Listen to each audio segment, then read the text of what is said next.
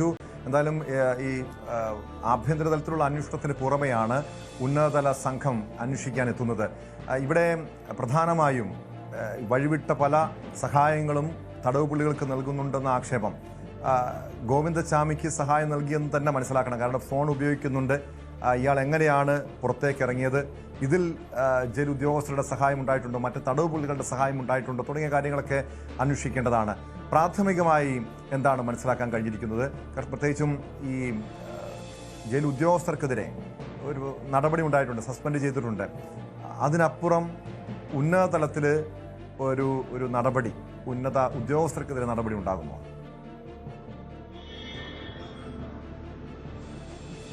തീർച്ചയായും അത്തരം നടപടികളിലേക്ക് കടക്കുമെന്ന് തന്നെയാണ് നമുക്ക് മനസ്സിലാക്കാൻ സാധിക്കുന്നത്. ടോമെ, ഇതിൽ ഏറ്റവും പ്രധാനം ഈ ഗോവിന്ദചാമി നൽകിയ പല മൊഴികളുമാണ്. അതിൽ ഏറ്റവും പ്രധാനം ഞാൻ നേരത്തെ സൂചിപ്പിച്ചതാണത്.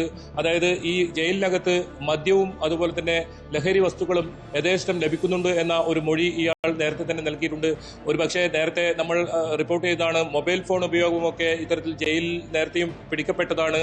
പിന്നീട് അത് വീണ്ടും അതേപോലെ തുടരുന്നൊരവസ്ഥയാണ്. ഇത്തരത്തിൽ മൊബൈൽ ഫോൺ ഉപയോഗം വ്യാപകമായി ഇവിടെ ഉണ്ട് എന്നാണ് ഈ ഗോവിന്ദചാമിയുടെ മൊഴി. അതോടൊപ്പം പണം നൽകിയാൽ ഇത്തരത്തിൽ ലഹരി വസ്തുക്കൾ യഥേഷ്ടം ലഭിക്കുമെന്നാണ് ഇയാൾ മൊഴി നൽകിയിരിക്കുന്നത്. യഥാർത്ഥത്തിൽ ഈ ജയിലിൽ ഇത്തരത്തിലുള്ള കച്ചവടം തന്നെ നടത്തുന്ന ഒരു സംഘമുണ്ടെന്ന് വേണം ഇതിൽ നിന്ന് മനസ്സിലാക്കാൻ. എന്തായാലും ഇത്തരം സംഘങ്ങൾ ഉണ്ടാകുമ്പോൾ തന്നെ ഈ ഇത്തരം ജയിൽ ചാട്ടുന്ന ആളുകൾക്ക് അത് വലിയ രീതിയിലുള്ള സഹായം നൽകുന്ന അവസ്ഥയുണ്ടാകും. ഏതായാലും ഇത് പല കാര്യങ്ങളും ഇതിൽ പുറത്തു വരാനുണ്ട്. അതിന് കൃത്യമായ അന്വേഷണം നടക്കേണ്ടതുണ്ട്. ജയിൽ വകുപ്പിന്റെ അന്വേഷണം അത് എത്രത്തോളം ഫലപ്രദമായെന്ന് അറിയില്ല. പക്ഷേ പോലീസിന്റെ അന്വേഷണം അത് കൃത്യമായി പോകുന്നുണ്ടെന്നാണ് നമുക്ക് മനസ്സിലാക്കാൻ സാധിക്കുന്നത്. അതാണ് പോലീസ് ഇതിൽ കൂടുതൽ വകുപ്പുകൾ ചുമത്തിയതും ഇത്തരം നടപടികളിലേക്ക് കടക്കുന്ന സാഹചര്യം ഉണ്ടായതും. എന്തായാലും ഇത് സംബന്ധിച്ച് ആരൊക്കെയാണ് ഇത്തരത്തിൽ ലഹരി ഇടപാട് നടത്തുന്നത്, അത് മാത്രമല്ല ഇത് പണം വാങ്ങി ഇങ്ങനെ ജയിലുകളിൽ ലഹരി വിൽപ്പന നടത്തുന്ന ഒരു രീതി, ഒരുപക്ഷെ കേരളം മുഴുവൻ ലഹരിക്ക് വേട്ട നടക്കുമ്പോൾ ഇത്തരം പിടിക്കപ്പെടുന്ന സംഘങ്ങൾ എത്തുന്ന ജയിലുകളിൽ യഥേഷ്ടം ലഹരികൾ വിൽപ്പന നടത്തുന്ന ഒരു മാഫിയ സംഘം തന്നെ പ്രവർത്തിക്കുന്ന രീതിയിലേക്ക് കാര്യങ്ങൾ മാറിയെന്ന് വേണം ഗോവിന്ദചാമിയുടെ ആ മൊഴി നമുക്ക് മനസ്സിലാക്കാൻ. അത്തരം കാര്യങ്ങളിൽ പോലീസ് കൃത്യമായ അന്വേഷണം ഉണ്ടാകണം. അതിൽ നടപടി സ്വീകരിക്കുന്ന സാഹചര്യം ഉണ്ടാവണം.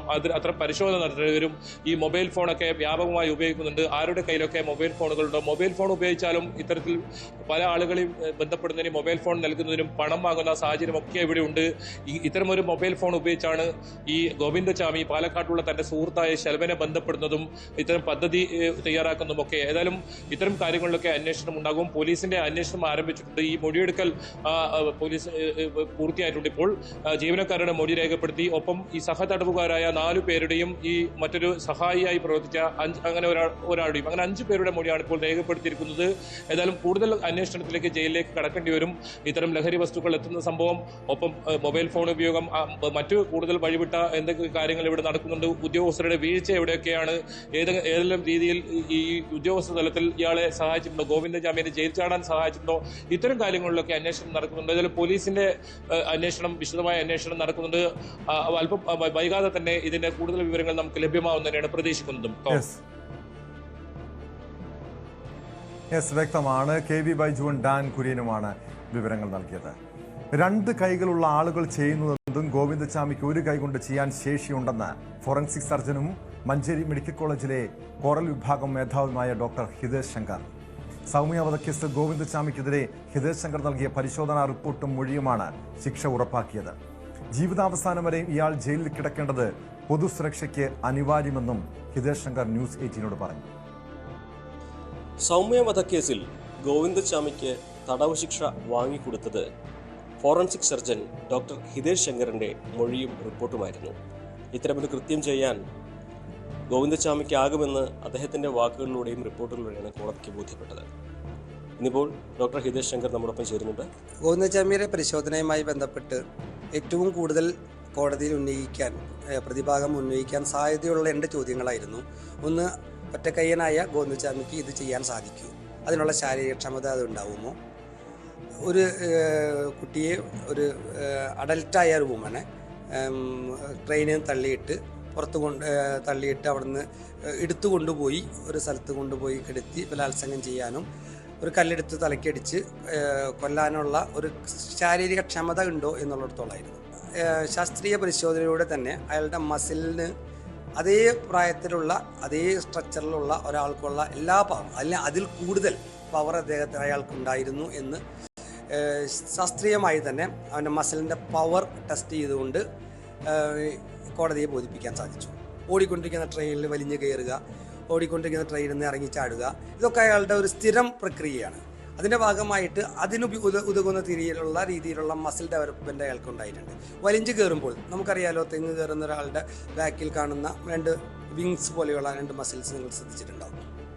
അത്തരം മസിലുകൾ ഇദ്ദേഹത്തിന് വളരെയധികം ഡെവലപ്ഡ് ആയിരുന്നു. സോ അതുകൊണ്ട് ഒരു വലിഞ്ഞു കയറാൻ, ഒരു കയറമ പിടിച്ച് വലിഞ്ഞു കയറാനും അതുപോലെ ട്രെയിനിലേക്ക് ചാടി കയറാനും ട്രെയിനിലെ പിടിച്ചിട്ട് ചാടി കയറാനും ഒക്കെ ഗോവിന്ദച്ചാമിക്ക് വളരെ നിഷ്പ്രയാസം സാധിക്കുമായിരുന്നു. അതിനുള്ള ശാരീരിക ക്ഷമതയും അദ്ദേഹത്തിന് ഉണ്ടായിരുന്നു. ഇപ്പോൾ മൂപ്പര് ഫുഡ് കൺട്രോൾ ചെയ്ത് അതിൻ്റെ ഉതകുന്ന രീതിയിൽ, അതായത് ഒരു അത്ലറ്റിൻ്റെയൊക്കെ പോലെ ഉള്ള ശരീരമായി അയാളെ മാറിയിരിക്കുന്നു.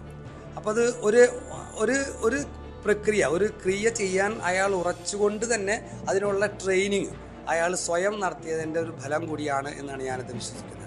അയാൾക്ക് നിഷ്പ്രയാസം അതൊരു കയറിൻ്റെ മുകളിൽ കൂടെ കെട്ടിത്തൂങ്ങി മുകളിലേക്ക് കയറാനുള്ള മറ്റേ ആ ഒടിഞ്ഞ കൈ വെറും ഒരു സപ്പോർട്ട് മാത്രം മതിയാവും. അതായത് കുറച്ച് കാലങ്ങളായിട്ട് തന്നെ അദ്ദേഹം അതിനുള്ള ശ്രമം നടത്തിക്കൊണ്ടിരിക്കുകയാണെന്നാണ് അയാളുടെ ഫിസിക്ക് കാണുമ്പോൾ മനസ്സിലാകുന്നത്. 2 കൈ കൊണ്ട് നമ്മൾ ചെയ്യുന്ന പ്രവൃത്തി മുഴുവനും ഒറ്റ കൈ കൊണ്ട് ചെയ്യാൻ ഗോവിന്ദച്ചാമിക്ക് സാധിക്കുന്നു. പഴയ രീതിയിലോട്ട് ശരീരത്തെ പാകപ്പെടുത്തി എടുത്തുകൊണ്ടാണ് ഈ പ്രക്രിയ ചെയ്തത്. മാസങ്ങൾ ചിലപ്പോൾ കൊല്ലങ്ങളോളം അയാളത് ശ്രദ്ധയിൽ ഇതിനു വേണ്ടി പരിശ്രമിച്ചു കാണണം. ഗോവിന്ദച്ചാമിയുടെ ഒരു ചരിത്രം കൃത്യമായിട്ട് ഇൻവെസ്റ്റിഗേഷൻ സമയത്ത് പഠിച്ചൊരു വ്യക്തി കൂടിയാണ് ഡോക്ടർ ഹിതേഷ് ശങ്കർ. അതുകൊണ്ട് തന്നെ അദ്ദേഹം പറയുന്ന കാര്യങ്ങൾക്ക് മറ്റാര് പറയുന്നതിനേക്കാൾ മൂല്യമുണ്ട്. അതുകൊണ്ട് തന്നെ ഗോവിന്ദച്ചാമി ഈ ജയിലിൽ ചാടിയ സംഭവത്തിൽ മറ്റാരെയും സംശയിക്കേണ്ടതില്ല. അയാൾക്ക് ഒറ്റയ്ക്ക് ഇതെല്ലാം ചെയ്യാൻ കഴിയുമെന്ന് കൂടിയാണ് മുൻ അനുഭവങ്ങളുടെ അടിസ്ഥാനത്തിൽ അദ്ദേഹം വ്യക്തമാക്കിയിരിക്കുന്നത്. മഞ്ചേരിയിൽ CB അനുമോദ്, ന്യൂസ് 18.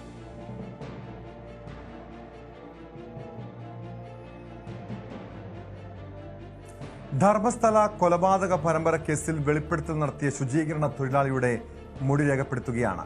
മംഗളൂരുവിലാണ് മൊഴി രേഖപ്പെടുത്തുന്നത്.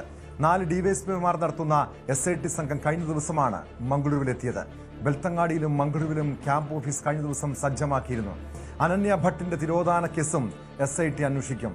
അമ്മ സുജാത ഭട്ടാണ് ധർമ്മസ്ഥല പോലീസിൽ പരാതി നൽകിയത്. കർണാടക DGPയുടെ മേൽനോട്ടത്തിൽ 20 അംഗ സംഘത്തെയാണ് കേസന്വേഷണത്തിനായി രൂപീകരിച്ചത്. KB ബൈജു ചേരുന്നുണ്ട് വിവരങ്ങളുമായി. ബൈജു, നാളുകൾ നീണ്ട നിയമ പോരാട്ടത്തിനൊടുവിൽ പ്രത്യേക അന്വേഷണ സംഘം മംഗളൂരുവിൽ എത്തിയിട്ടുണ്ട്. ഇപ്പോൾ ശുചീകരണ തൊഴിലാളിയുടെ മൊഴി രേഖപ്പെടുത്തുന്നുണ്ട്.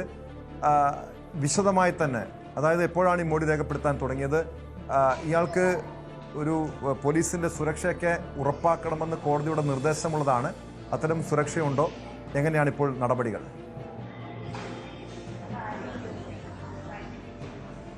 തീർച്ചയായും ടോമെ, ന്യൂസ് 18 പുറത്തുകൊണ്ടുവന്ന വാർത്തയാണ് ധർമ്മസ്ഥലയിലെ കൂട്ടക്കൊലപാതകവുമായി ബന്ധപ്പെട്ട വാർത്ത. ഏതായാലും അതിൽ നിർണായക നീക്കങ്ങളാണ് ഇപ്പോൾ പോലീസ് നടത്തുന്നത്. ശുചീകരണ തൊഴിലാളിയുടെ മൊഴി ഇപ്പോൾ മംഗളൂരുവിൽ നിന്നും രേഖപ്പെടുത്തുന്നുണ്ട്.